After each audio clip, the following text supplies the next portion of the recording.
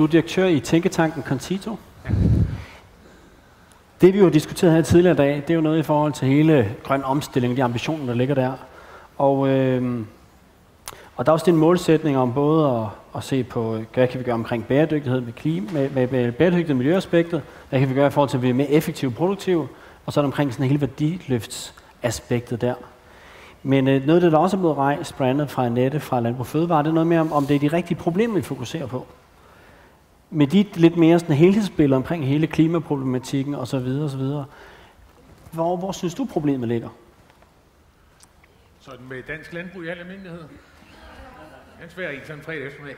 Først, jeg beklager, at jeg kom her i sidste sekund. Jeg ved godt, jeg var så tæt på at blive dømt for foragt for retten, og det var Absolut. Nok ikke, det havde ikke været godt på mit CV. Jeg kommer lige fra et 24-timers vandmøde, som er blevet holdt arrangeret af Miljøministeren, netop for at diskutere, hvad skal vi gøre med vandmiljøet og landbruget. Og min pointe der var jo, at man kan gøre rigtig meget godt for vandmiljøet, for naturen og for klimaet på én gang. Eksempelvis ved, at vi får landbruget til at ophøre med at dyrke de lavtliggende jorder, hvorved der kan bindes en masse CO2, som hives ud fra atmosfæren og bindes ned i de lavtliggende jorder igennem skovrejsning, igennem vedvarende afgræsningsarealer, som et af de tidligere vidner har rigtig mange af for eksempel. Og det, jeg tror, der er pointen her, det er jo at få prissat de tjenesteydelser, som landbruget kan levere. Altså det kan være i form af en omlægning af landbrugsstøtten, det kan også være på deciderede markedsvilkår, hvis man så at sige kunne sælge CO2. Men Thomas, det lyder som nogle gode idéer, men noget andet, der også er vigtigt, det er, hvor skal væksten komme fra? Hvor skal beskæftigelsen komme fra? Så hvis vi ser på i forhold til landbruget omkring de der, altså det kan jo være alle mulige gode årsager til at gøre det, men hvordan kan vi omsætte det til eksport? Hvordan kan vi omsætte det til arbejdspladser?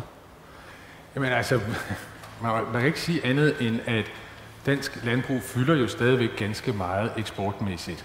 Og det er boldproduktionen, der også fylder ganske meget. Og jeg er sikker på, at I har været inde på det tidligere i dag. Altså bedre kvalitet i det, vi eksporterer, det er jo vejen frem.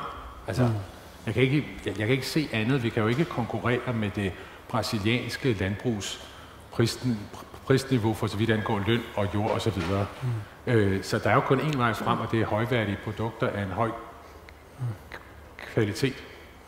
Og det der, du har ret, det er der flere af de andre, der også har været inde på. Men hvad skal så hjælpe branchen med at tage de der skridt fremad, for at være mere ambitiøs eller mere forretningsdrevet? Jeg tror, at noget af det mest afgørende, det er den måde, man lønner erhvervet på. Altså hele den sammensætning af landbrugsstøtten er helt afgørende. Der er noget rent ud sagt fordummende ved som landmand bare at få en check i december måned for sådan at have et vist antal hektar. Det er der ikke nogen stor kunst i, når først man har skrevet det skøde. Det vil være noget mere nyttigt at lønne landmændene for at pleje naturen, levere rent vand, lagre CO2, ligesom vi allerede selvfølgelig lønner dem for at producere gode produkter. God pointe, men hvad med eksporten? Hvad med eksporten? Det er jo landbruget et stolt eksporterhverv, kan man sige. Og hvis vi nu skal skære ned på bulk eksporten, som du snakker om i konkurrence med udlandet, hvordan erstatter vi med den sammenhæng? Eller skal vi i virkeligheden begrænse ambitionerne på det punkt?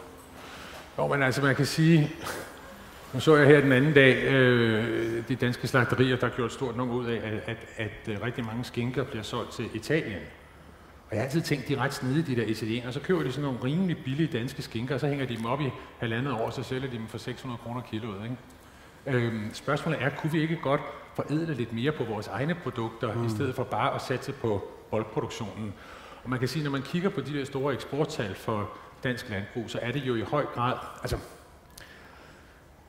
når man opgør dem sådan meget optimistisk fra erhvervets side, så er det jo typisk nogle tal, der også inkluderer en hel del af Novo Nordisk og Carlsberg og alle mulige andre.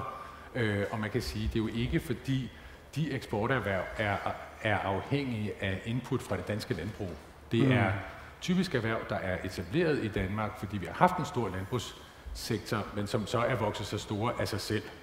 Og på den måde synes jeg, at det vigtigste det er at stimulere til det fremtidige marked, og det må være højkvalitetsprodukter, vi kan levere herfra. Og så må vi acceptere måske nogle tab på nogle af de gamle markeder og gamle produktionsformer.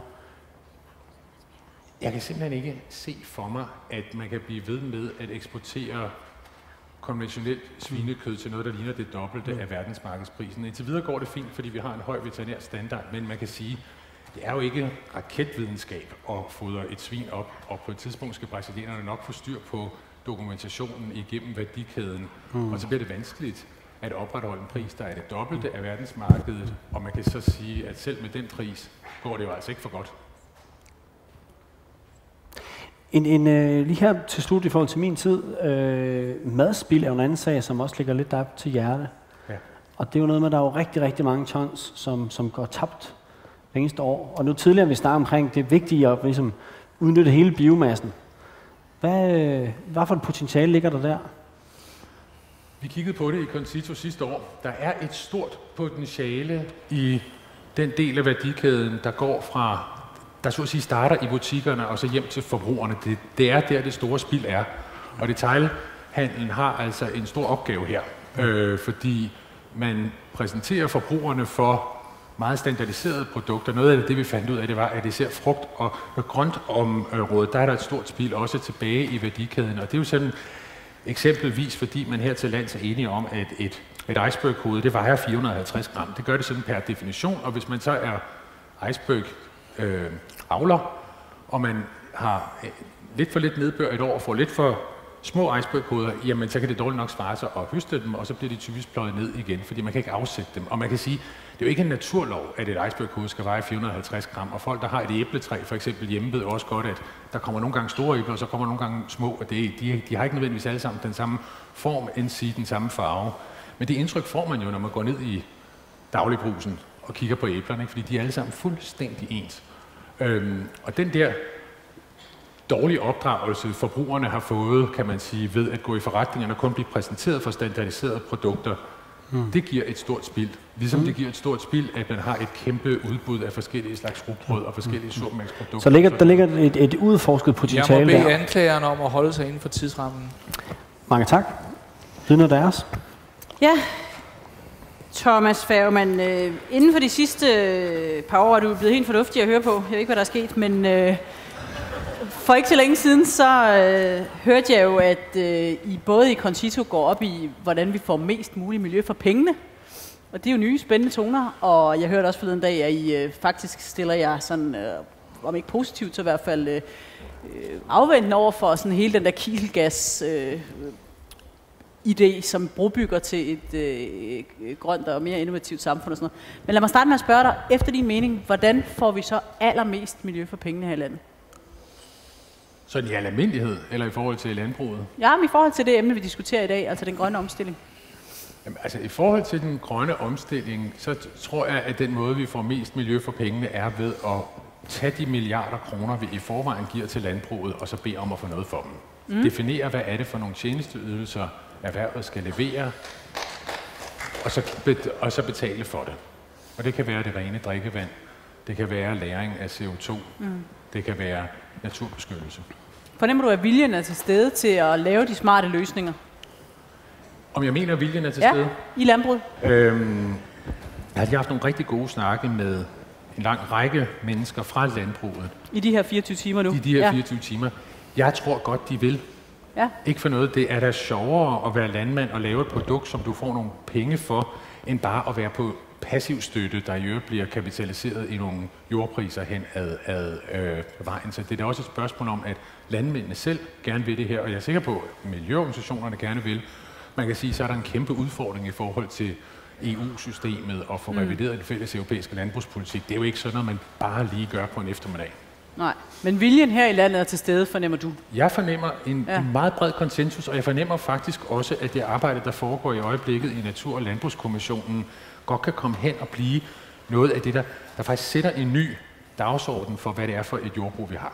Så vi snakker ikke om, at hele Danmark skal braklægges. Vi snakker faktisk om, at der stadigvæk kan være en vis icebergdyrkning ude i hjørnerne, eller hvad? Jeg er jo nok jøskade, fordi jeg er uddannet fra Landbohøjskolen i sin tid, nu Københavns Universitet. Jeg kan simpelthen ikke se for mig, at når man har så gode nedbørsforhold og så god jord, som vi har her, at man så ikke skulle dyrke det og producere noget på den jord.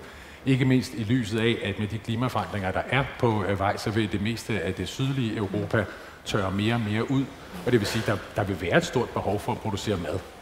Spørgsmålet er jo så, hvordan vi producerer det, og hvad det er, vi producerer.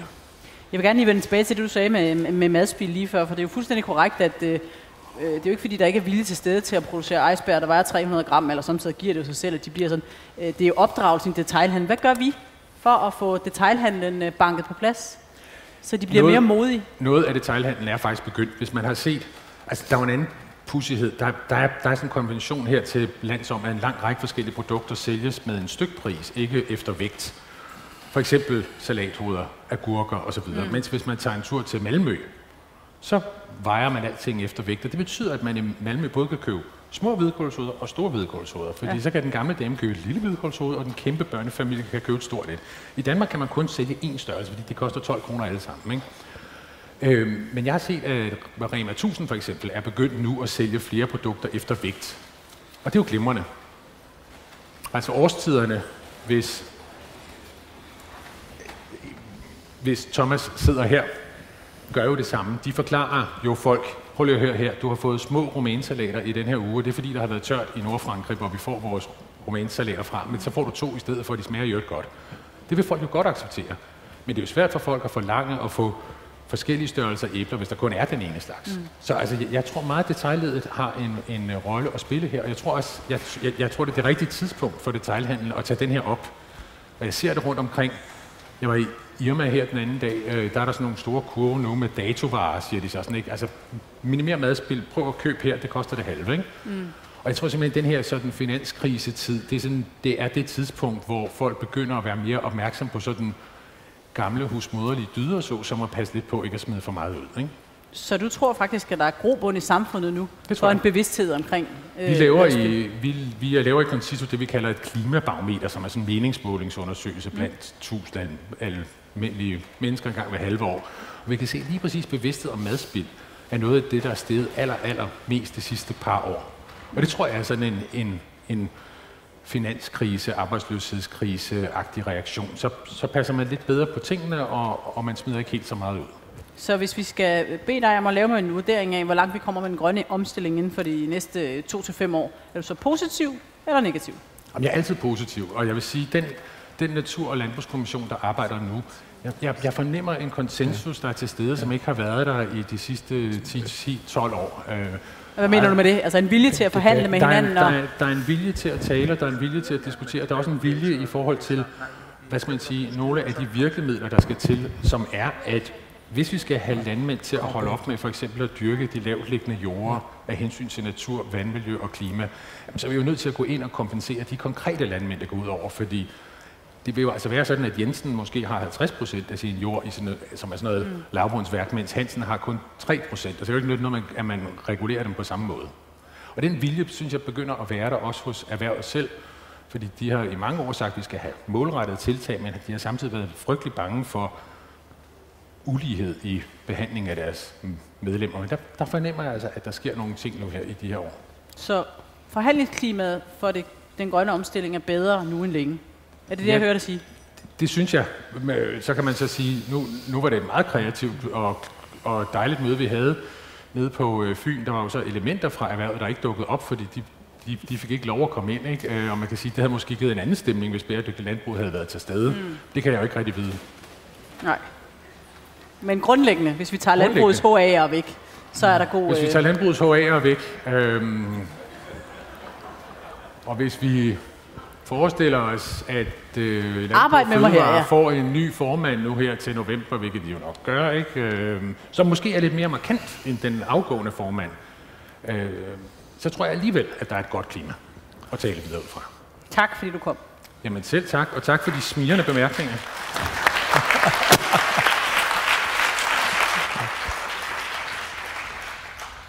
Ja, vi har nu hørt 6 vidner, og vi har hørt dem blive hejlet igennem af anklageren og forsvaren.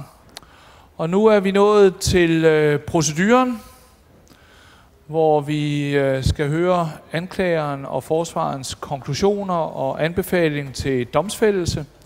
Og jeg tror, vi skal starte med anklageren, så Ask, hvis du vil procedere din sag. Mange tak, herr formand, og ja, tak til vidnerne, ærede jury. Det har jo været spændende at komme omkring, og jeg synes allerede fra starten af, det stod klart, at det her er jo en tilståelsessag i virkeligheden. Vi får til det første anklagepunkt, for at man får ensidigt sit fokus omkring udvikling og innovation, så hørte vi allerede fra starten af fra Lene og fra Tøre, at der er store muligheder i at tænke mere holistisk på biomasse, ved at tænke på tværs af almindelige kæder, ved at se ikke så ensidigt i forhold til havets ressourcer, men se de store muligheder, der ligger der i.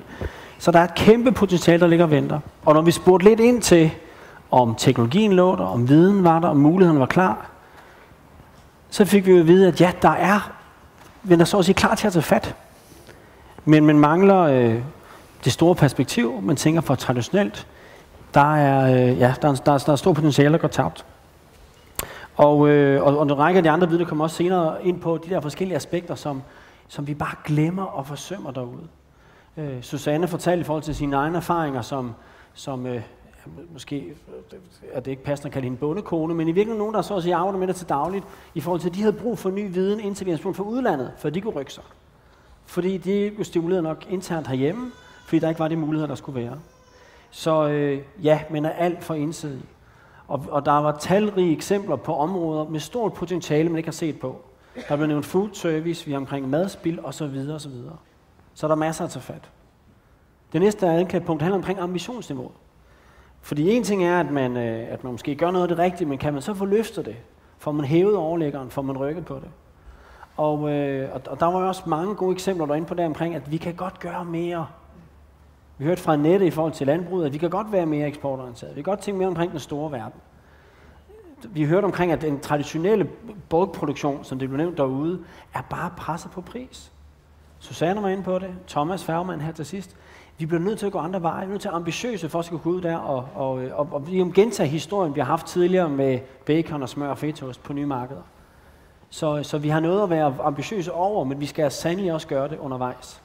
Og vi hørte jo også Lene komme nærmest til stakkerne ind og fortælle omkring, hvad der er sket her på det seneste i den store verden i forhold til på energiområdet osv.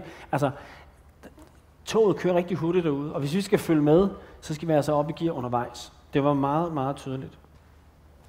Så er der det der med, om der bliver tænkt nok forretning. Og der synes jeg, der var mange eksempler på, at jo, der bliver tænkt forretning, men på den gammeldags måde.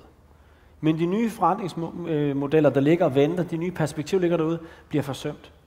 Så der har vi også brug for at løfte perspektivet helt større op, se det i et meget større perspektiv. Og der synes jeg, at Thomas Færgemann her til sidst, har nogle meget gode perspektiver omkring nogle ting, der sker, og hvor detailkæden også skal integreres meget mere, end der måske traditionelt bliver gjort. En vigtig del i forhold til nye ting forretning, det er også at være mere risikovillig.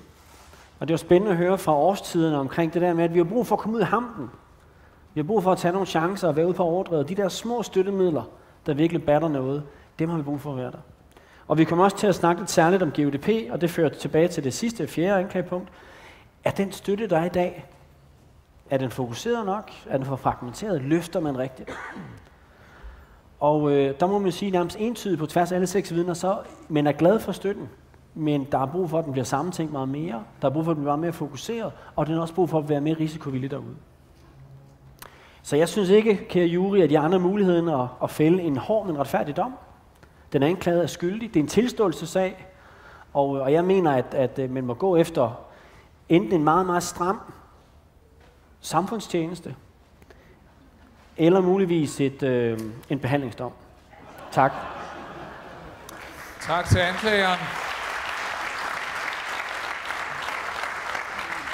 Ja, jeg kan godt være i tvivl om den ærede anklager, jeg har været til den samme retssag, fordi at, jeg synes, at det er nogle helt andre konklusioner, jeg har fået ud af det. Lad mig sige, at jeg er enig med min ærede modpart i en ting, og det er, at det er en ren tilståelsessag, blandt andet fra anklageren selv, som sagde, at der er utrolig meget grobund og optimisme at bygge på. Det er også den opfattelse, jeg har fået. Selvfølgelig kan man altid gøre det bedre, og det skal vi også, men for intet er perfekt, og vi stræber efter at komme endnu videre. Men jeg synes, at jeg hørte Lene Lange meget tydeligt sige, at der er store potentialer, der er masser af dem. Vi har været helt utrolig gode. Der er mange ting, vi kan gøre. Det næste eventyr er på vej. Det kan blive Lego-klodser af biomasse. Det glæder jeg mig personligt til. Jeg tror, de lugter vældig godt. Jeg hører Susanne Hovmand sige, at økologien er en stadig stigende succes. At mennesker, vi kunder, forbrugere, vi er mere og mere interesserede i at opleve, at der er en historie bag de ting, vi sælger. Der er flere og flere, der får mulighed for at putte historien ind i varerne. Der er et potentielt boom på eksporten. Det skal vi bare blive endnu bedre til at udnytte. Og forbrugerne vil som sagt have nærhed og historie, og det får de. Jeg har hørt Børsen sige, at vi har gjort rigtig, rigtig meget, og at havet faktisk er en kæmpe uudnyttet ressource, som vi skal blive endnu bedre til at udnytte. Vi gør noget, og vi kan blive endnu bedre.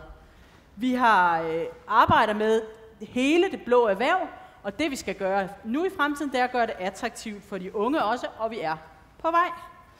Jeg hører Thomas Hartung sige, at begge de virksomheder, han er bestyrelsesformand på, er blevet en succes med baggrund i vilde idéer, at der stadig er behov for den trygge offentlige fløjlshandske indimellem, men at det er de sjoveste projekter, som ikke altid får støtte, måske bliver det sjovere i fremtiden, det håber han på, at vanviddet skal og må være i højsædet ofte, og at vi stadig har mulighed for at lave nogle innovationseventyr i det her land. Jeg hører Annette Toft sige, at hele idékraften i fødevareerhvervet er kolossal, at hun er fuldstændig overbevist om, at det næste eksporteventyr er lige om hjørnet, at vi har brug for mere uddannelse, men at vi godt kan, og vi vil blive ved at kunne. Jeg hører Thomas Færgemann sige, at samarbejdsklimaet omkring den grønne omstilling er bedre nu, end det har været meget længe, når man fratager hvilke sådan diverse motorcyklende elementer. Men bortset fra det, så er der et godt klima omkring forhandling om den grønne omstilling. Der er jo en positiv ånd og en pragmatisme omkring, det skal være løsninger, der kan lade sig gøre, og som kan implementeres nu og her. Groft sagt, jeg synes, vi har set 6 vidner, der i dag ser en god udvikling, en spændende fremtid og et godt løft for den grønne omstilling her. Så jeg synes ikke, der er nogen anden mulighed for juryen end at frikende den anklagede med en undskyldning for den uberettigede anklage og undlade i fremtiden at entrere med ekstrabladstyper som anklageren. Tak. Tusind tak til forsvaren.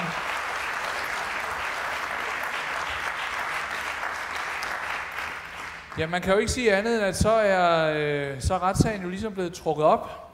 Og nu er det så op til jer, kære jury, at votere.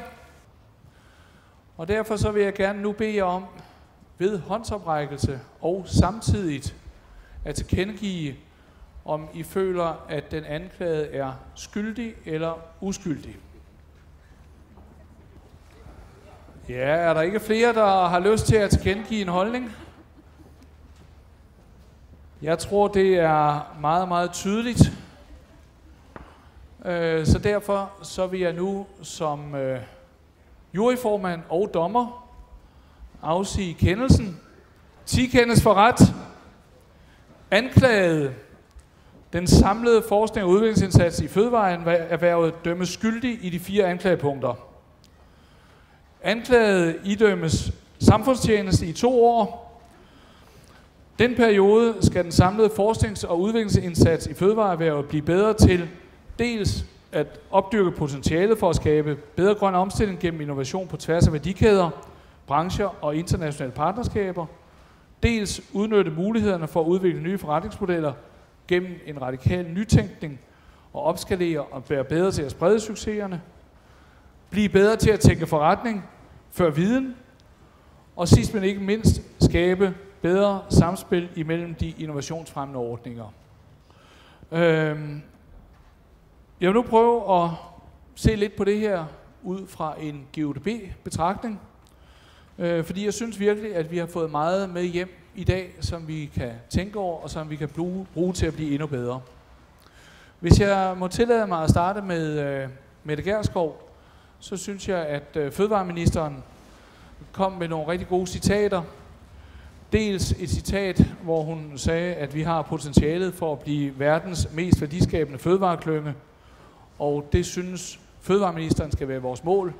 Det spiller meget godt sammen med det, som vi hørte nogle af vidnerne sige, lad os sætte nogle høje målsætninger. Og det andet citat, jeg vil fremhæve, det var, da Mette Gjerskov sagde, at vi skal turde være ambitiøse og gå nye veje, så produktionen bliver grønnere, så eksporten styrkes, og så vi skaber beskæftigelse. Og det er lige præcis det, som GUDP handler om. Vi skal nu snart i gang med at udarbejde vores handlingsplan for 2013, og de pointer og idéer, som er fremkommet her under retssagen, vil vi tage med i det arbejde. Nogle af forslagene ligger lige til højrebenet, andre skal måske modnes lidt, og endnu andre igen kræver måske ligefrem lovændringer. Det ser vi ikke som en showstopper. Det er noget, som vi må tage udfordringer op med over for de jurister, som der er i ministerierne. Den samlede danske forsknings- og udviklingsindsats i fødevareerhvervet har været på anklagebænken i dag. Nogle af forslagene relaterer sig derfor ikke direkte til GUDP. For dem vil vi gå i dialog med de andre innovationsfremmende ordninger og spille dem ind i arbejdet omkring regeringens innovationsstrategi. Den strategi, vi har nu, udløber i 2013, og den inspiration, som vi har fået med hjem, er noget, som vi kan bruge med henblik på det kommende strategiarbejde, som vi vil sætte i gang i løbet af det kommende år. Den største udfordring for fremtidens danske fødevareerhverv er samtidig at sikre produktivitet, effektivitet og bæredygtighed i produktionen. Med andre ord, at realisere den her vision omkring grøn omstilling. I GUDP vil vi mere end det. Vi vil også bidrage til den værditilvækst, sådan at vi kan få endnu mere ud af hver enkelt af de inputfaktorer, som vi anvender. GUDP er jo stadigvæk en relativt ny ordning. Vi har fået sat de første skibe i søen tilbage i 2010, hvor vi med den helt nye lov i ryggen og som ny bestyrelse fik udvalgt nogle rigtig gode projekter. Så 2011 er det, som jeg faktisk vil kalde det første rigtige GUDP-år. Det startede med, at vi fik fastlagt en 3-årig strategi med handlingsplan for 2011 og 2012, og vi fremstår nu som moderne og en målrettet erhvervsstøtteordning. Vores tiltag er blevet meget vel modtaget hos kunderne, og når vi kigger os selv over skuldrene i årsberetningen for 2011, så mener jeg også godt, at vi kan rette ryggen. Det er nogle utrolig stærke projekter, som vi har givet støtte til. Der, hvor vi godt kunne blive lidt bedre, når vi sådan ser tilbage, det er projekter, som fokuserer på en reduktion af pesticidanvendelse, og projekter, der fokuserer på at få større merværdi ud af de råvareenheder, som der bliver brugt. Vores fornemmeste opgave er at hjælpe med at bygge bro imellem universiteterne og videnscentrene på den ene side, og fødevarevirksomhederne og primærproducenterne på den anden. Det gør vi ved at stille krav til de projekter, som vi støtter, krav om forretningsplaner og fokus på samarbejde på tværs. Hvordan kan vi så blive endnu bedre? Og et af de forbedringspotentialer, som vi er stødt på i næsten alle projektansøgninger, er forretningsplanen. Det er blevet bedre igennem de knap 3 år, som vi har levet, men det er en læringsproces for vores kunder, det vil sige ansøgningerne. Samtidig skal vi dog også blive skarpere til at rådgive, og det er et af de udfordringer, som vi gerne vil tage op. Et andet forbedringspotentiale, som vi ser, det er at tænke lidt mere ud af boksen med hensyn til, hvad er det for nogle støttemuligheder, som vi har. Vi kunne godt tænke os at etablere et samarbejde med RTI om at forhåndsreservere for eksempel videnskuponer, videnspiloter eller erhvervs-PhD'er, sådan så vi på den måde kan styrke det katalog, som vi tilbyder vores ansøgere. Fra et kundeperspektiv, så er det vores ønske at gøre GUDP endnu mere attraktivt, og sådan så vi kan få endnu stærkere projekter. Vi vil også blive endnu skarpere til at se på muligheden for samfinansiering med andre innovationsordninger. Vi har allerede et godt samarbejde med EUDP, men det kan uden tvivl blive endnu bedre.